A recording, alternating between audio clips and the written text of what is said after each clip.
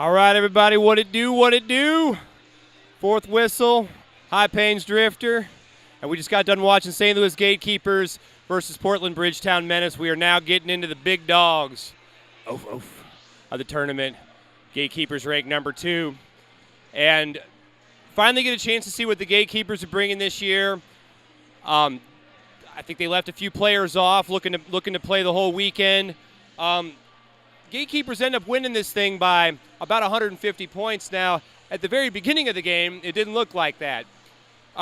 Portland really controlled the first 10 or so jams, or maybe 8 or so jams, really coming out of the gates on fire. They looked awesome. I think they looked the best they've probably ever looked, and that's what you got to do when you play up. You just got to bring the fight right away. The GateKeepers, it maybe looked like they were shaky, but I think that they were just trying to not be overplay the beginning and just stick to their game plan. So it was a little bit nerve-wracking maybe for them, but then it eventually sort of went their way. The jammers that were primarily used for the GateKeepers were Magnum, Shane, Prime, and Screech. Still the same 4 that ran last year. And we had Shreddy, Don Juan, the Devastator, and we're pretty much carrying the bulk of the workload for Portland. We had, as far as pack formation, it was really the wall versus the wall. I mean, we're talking 2 teams that like the linear wall, like to reinforce the linear wall, don't always go for that diamond structure. So that was kind of interesting. The game speed was moderately fast. I would say it wasn't so much of a grind. The game kind of opened up, and we saw a lot of nice, fast-paced drive-outs and kind of some nice technical stuff. It was very physical in the beginning, but as the game went on, and people kind of, I don't know, maybe it was the nerves got out, and it sort of became more technical, and it became a nice, it was a really exciting game to watch. The difference maker, let's start with St. Louis.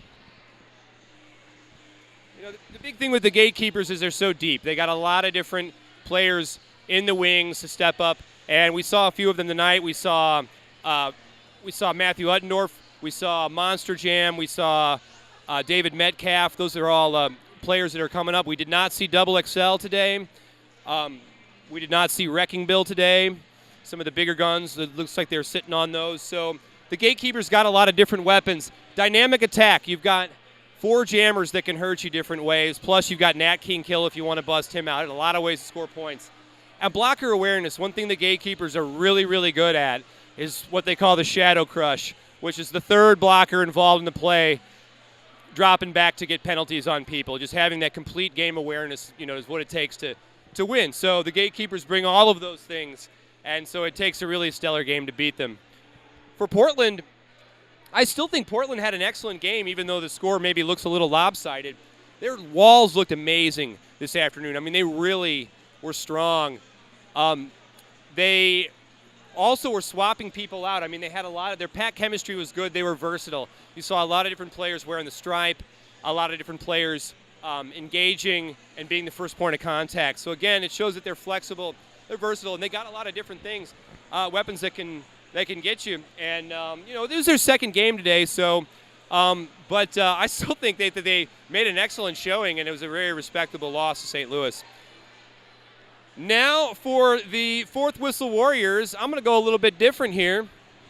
I could give it to any of the St. Louis Jammers, and I'll go ahead and just say because Shane Bauer had 62 points, 0 penalties. Debaucherous Prime, 69 points. I mean, there was a bunch of great efforts from them, but I'm going to give it to Spin Diesel, blocker for the GateKeepers. Spin was in 24 jams, about the heaviest rotation out of any of the blockers.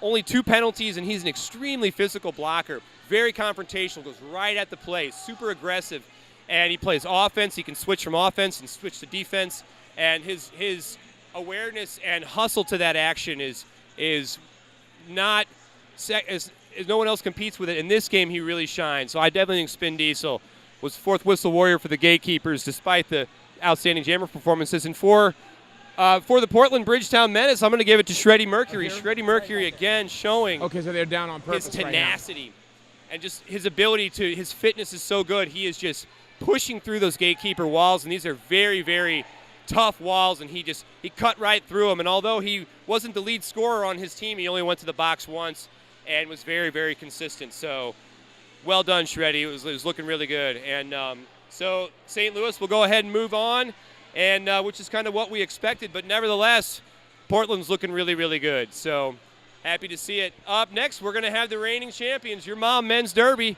taking on Magic City Misfits. I'm really looking forward to this one. I think this is going to be sick. You've got outstanding skating on both sides, extremely technical players, extremely gifted skaters. Seahorses Forever is one of my favorite. He can lock you up without hitting you. We got Rolomite coming down. We got Streaker. I just can't wait. It should be a lot of big guns, a lot of points flying. So looking forward to the last game of the day, game number 6 at the MRDA Championships in St. Louis, Missouri. It's a Man Champs Missouri edition. We're having a great time here, and I hope you guys are too. And enjoy this last game, and I'll see you afterwards.